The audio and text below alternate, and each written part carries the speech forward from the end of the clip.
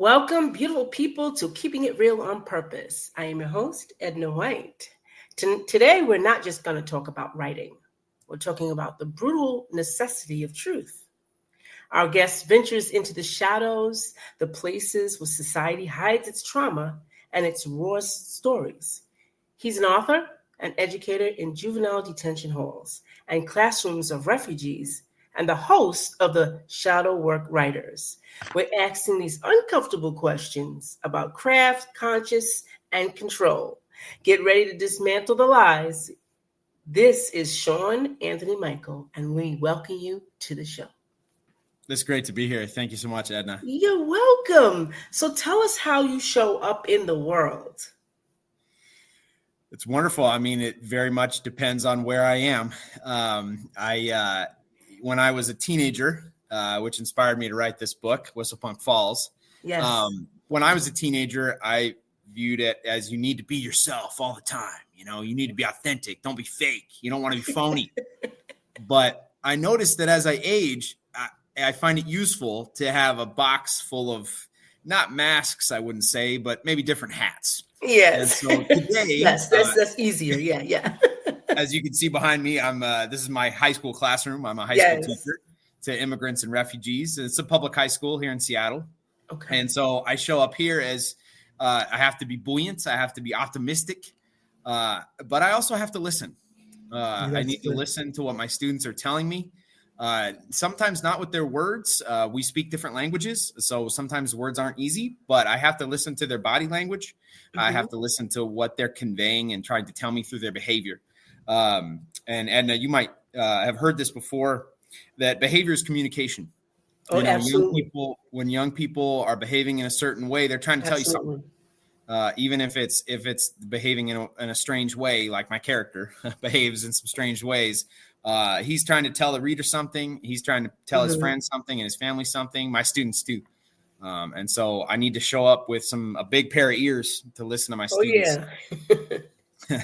Okay. That's really good. I love that. I love that you speak to students and get them at their best stages, even though it may look like it's bad. It's the best stage. It really is, because you can intercept that and make a change. So I love that.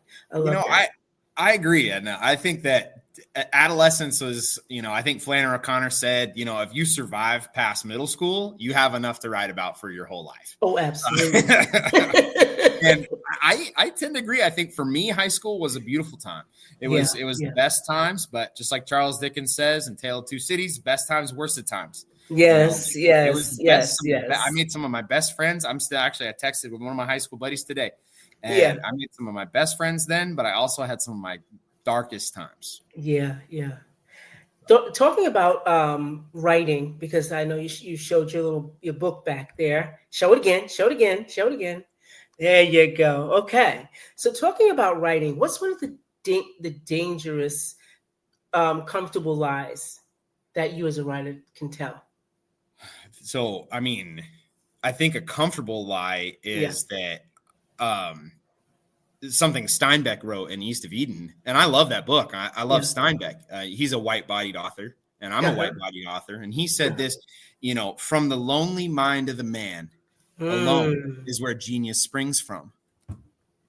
And it's like that's not true. Like that's not true. Like when I'm by myself, right. I mean, and it's paradoxical because writing is done often alone, but I need to have my readers read it. I need to have some friends, some loved ones read it, because sometimes they're messed up stuff that I haven't dealt with yet that comes out in my writing. Exactly. And I don't mean for it to, I mean, particularly as a white-bodied author, and I have some black and brown characters in my work, right. Especially with that stuff, I need to make sure that I'm having my people who care about me, but also people who aren't me, and that can look at it from a different perspective, to call me on my stuff. If I have some of my undealt business coming up in there, my biases or whatever that I haven't dealt with yet, or that I'm unconscious of. So I think that's the biggest comfortable lie. I'm enough. The lonely mind of the man, whatever I write is genius, and you won't buy it. maybe that in Hemingway's day or in Steinbeck's day. Yes, maybe, because nobody was reading it back then, but that's okay. That's so beautiful. That's so beautiful, but yet brutal. That is so beautiful, but yet brutal, what you said. I'm telling you. So what's one act of dismantling that lie can we do? Can we as writers, because we both are writers. I love that you are. And I can't wait to read some of your writing, Edna. I haven't read any yet. I gotta get on that. So I think that we have to share. We have to be bold. We have to be courageous. We have to share our writing with people we love, with people we trust, with people who are different than us. Mm-hmm. And definitely in the process of writing this book, I mean, I had 3 editors, 2 I paid. And I mean, even long before it got to that point, I had my wife read it. I had my best friend read it. And then I had some other folks read it too. And so, I had to share it. And that's can be nerve wracking and scary. Cause I think we carry a lot of shame sometimes about things we create and from past traumas we may have, or just, not feeling enough. We got to share it with readers first and then listen to them, right? Back to the whole listening thing, listen to their feedback. If that's uncomfortable, that part right there is uncomfortable. Yes. It really is. That part you just said is so uncomfortable, to listen what they say and take it and kind of, move on with it. Okay, let me use that to kind of make it better, or maybe use it later on to update the book or something, but that part there for a writer is so, I feel like the one thing I tell my students, or I've told my students in the past, is that, each piece of writing is just like every person. It has inherent worth, but it has infinite potential. Yeah. Some teenagers are like, no, don't.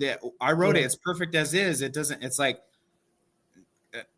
it has worth. It is worth it. It is inherently worth it, but it has infinite potential for you to improve it as much as you can. I mean, it's true.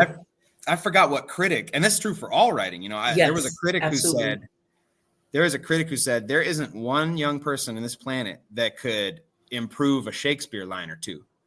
Like Shakespeare's stuff, it could be improved. You could absolutely almost everything, though, because nothing is outside of growing if you don't allow it to expand, and nothing's outside of that. Everything expands. Everything has the propensity to expand. That's really cool.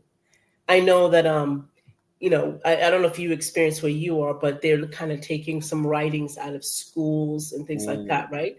And I know that a lot of it is honesty. The books that inspire honesty, to celebrate culture and those truths and those things like that. What do you believe is crippling the pursuit of honesty for us as writers? Oh my gosh, that's so good. I mean, luckily I'm in Seattle, and so it's a very so we're like a center right of Castro. We're very liberal. We're very liberal, and so we don't have any of that going on, thankfully. But I hear about it and it breaks my heart, because you read to expand your consciousness. You write to expand your consciousness. And if you're not doing that, why are you reading? Why are you writing? I took a risk, and I had a character who's Native American, and that process, was about a 10, 12-year period of expanding my consciousness to be able to write as a Native American person, as I'm a white body person. And so, I think that's, and what was your question originally? I love it. I said, we're talking about, what's actually crippling the pursuit of honesty for writers. Yeah, what's crippling the pursuit of honesty? Yeah. I think it's power. I think it's good. When we as writers are, we're wanting clicks, we're wanting likes, we're wanting followers, we're wanting, there's a kind of, we need to stray from certain truths, about ourselves, about the world, about our neighbors. And there's a kind of power that comes with that. What if, are people going to click or like or read me if I'm nuanced? Right. Right. So I think power. That's so good. Yeah, that's so good. I know when I was writing, and I write about a lot of trauma and things like that, in my own life, and then kind of dissect it with the generational trauma and things like that, and habits and all of that great stuff.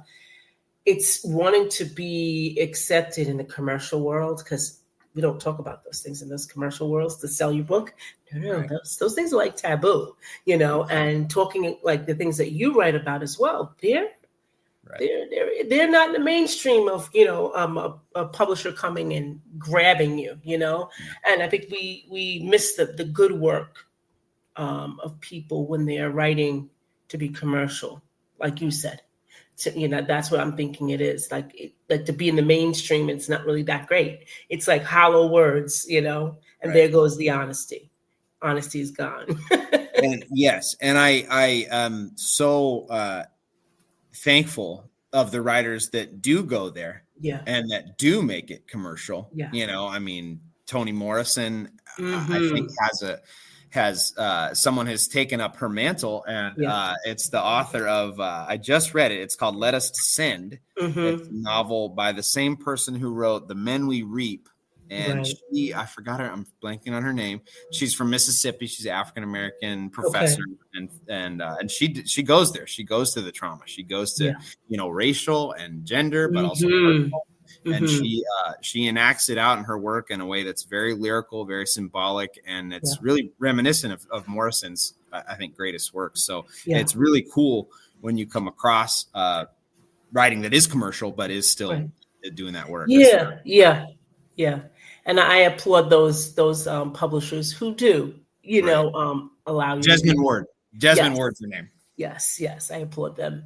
So I want to flip the script now to talk about your book, because we only got a few minutes, and your new book, that Whistle Punk Falls. Let's talk about that.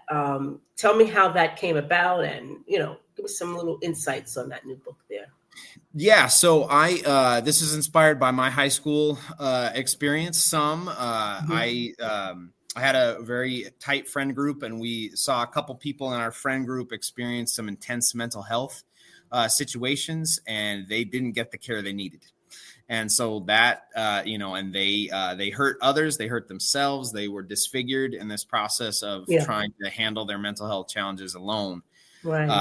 And so that, put me on an odyssey of studying psychology, of like getting my bachelor's degree in psychology and creative writing, and working with teenagers, and, trying to step into those spaces where people who are having mental health challenges. I wrote poetry with people who were incarcerated and who were in mental health treatment centers and so forth, trying to step in and share space with them and facilitate them making art.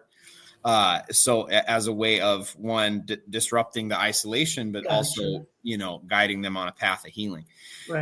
And so the book came about through a lot of that work and through a lot of that experience. I started writing the book in 2012, and I completed the first draft in 2017. And then through about 12 revisions, got it to the point where I was ready for a publisher to publish it. And I'm so grateful they did. Great. What's one piece within that whole story that you love? I love the fact that I love how the last twist came about. I needed the son, the main character. His name is Malachi Loud McCrally, and he's Native American. And I needed to add a twist in there to make the plot better. The novel needs to be lyrical, but the novel also needs plot. It is it is artifice. And so I loved how the twist came about. It was the last thing I thought of. I was in a very low place with the book. I wasn't sure, it was getting rejected a lot, and I wasn't sure where it should go. And I turned to Loud's mother, the mother figure, and she didn't have too much screen time. And so I thought of a twist involving her that could give her more agency and more of a spotlight. And the book is actually dedicated to my mother. And the book, even though it's very, boy heavy, it's actually a book about mothers and sons at its heart. Ooh. And so I love that I found that I discovered it, or I was granted it from above, or wherever. But it's a much better book with having some of the character's mom in it more, and having her relate to that final twist in the book. Right. And how difficult, or what was your challenge bringing, one side, which was like, as I hear, history that you didn't know, Yes. and in cultures maybe you didn't know, to bring it into the true side with what you do know, like the real part of you. Yeah, that's right. Because I did have clients, and I did have students who were Native American, and I did, I interact with them and have relationships with them. So I knew that side, but I didn't know some of the other sides, like you mentioned, the history and culture and all that. So yeah, it's just getting out there. I drove to the characters are of the Makah tribe. They've become estranged from the tribe though. But it was still important for me to read, to go out there to form some relationships. I went on a tour. I learned, and I did an interview with one of the tribal members. And I also shared my novel with a Native American novelist buddy of mine. His name's Dennis Staples. He read it. That was really good. And I took some feedback from him. Again, I had to listen to some things I got wrong, and I had to revise again. And so, yeah, that was all a process of sharing and exploring and taking, sharing space with and listening to stories. David Bowles says that we should, if you're going to write about someone who's not in your community, we should hold their babies. And what I think he means, but how I enacted that out was by holding their stories, holding the stories of Native American people. That's right. And I read so many amazing, throughout this process, I read so many amazing works by Native American authors that I was compelled to write reviews of them. And I got a number of the reviews published, which I was really proud of. And so that was part of the process too, of holding their stories. That's beautiful. You have given us, me, some new insight, and I'm so excited to read this new book. That I'm really excited to get a hold to this book. So, audience, you should get a hold to this book, because I believe that Shaun has really dropped some gems here about book publishing. I like it, and I know you love it. So I'm not going to hold him too long, but I want one last thing I want from you, Shaun. If you could write a single, uncompromising sentence, just one, that would be carved into every public square in the world and serve a true purpose, what would it be? That's a good question, Edna. Oh man, you're making me work for it today. I love it. To work and to love. Oh, that's good. To work and to love. And I'm cribbing off Sigmund Freud here. It was commonly attributed to him. I always quote my betters. But yeah, he said that the main thing about mental health and the whole field of psychology that he more or less founded is to work and to love. If you can find some work that pays you some money and you can love somebody, that's you've got it made. And so often when people are lost or people are having difficulty in life, it's because they're challenged in their work or they're challenged in love. And so I think if you can find good work and you can find somebody to love, you're in clover. Yes. Well, I want you to know that last piece that you gave us, this was for me first. I really appreciate that. It just, honored my heart, and it just clung to it. So it was really great. Shaun, this was absolutely illuminating. Your insights on purpose, truth, and the necessary discomforts of truth and real writing are exactly what this podcast is about. Thank you for sharing your experience. We hope to read your book real soon. We read the collection, right? The Wild Familiar, and the new novel, right? Whistlepunk Falls. That's right. This is the new novel. This is my third book. And there's a poetry collection too. But Edna, let's do a book swap. Yes, let's do it. Let's do it. Book swap. I'm on it. And guys, I'll tell you all about it. And remember to look for Shaun's book. Once I get his book, he's going to be on my Roku channel. So I'll tell you all about it. He won't even know nothing about it. Don't worry. I'm just along for the ride, Edna. All right.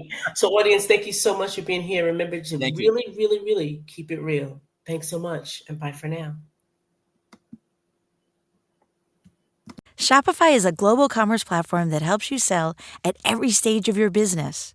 and sell more with less effort thanks to the Shopify magic, your AI-powered all-star. Sign up for a $1 per month trial period at shopify.com/redcircle, all lowercase. Go to shopify.com/redcircle now to grow your business, no matter what stage you're in. Shopify.com/redcircle. We've all done it. Stock our fridge with leafy greens and good intentions, only to have our future self sacrifice quality nutrition for the convenience of takeout. Keep your body and mind nourished all day with a whole body meal shake from Kachava. It's got 25 grams of protein, 6 grams of fiber, greens, and so much more. But the best part? It actually tastes delicious. With 6 indulgent flavors to choose from, it's easy to make a superfood-packed shake. From chocolate, vanilla, and chai to matcha, coconut acai, and strawberry, you've got endless ways to personalize your Kachava. Whether you prefer it straight up or enjoy adding fruit, peanut butter, nut milk, or even iced coffee, with every 2 scoops of Kachava, you're getting 85+ superfoods, nutrients, and plant-based ingredients. Shop now through December 2nd to get 30% off your first purchase of 2 or more bags with code NEWS at kachava.com. That's 30% off for a limited time at KACHAVA.com, code NEWS.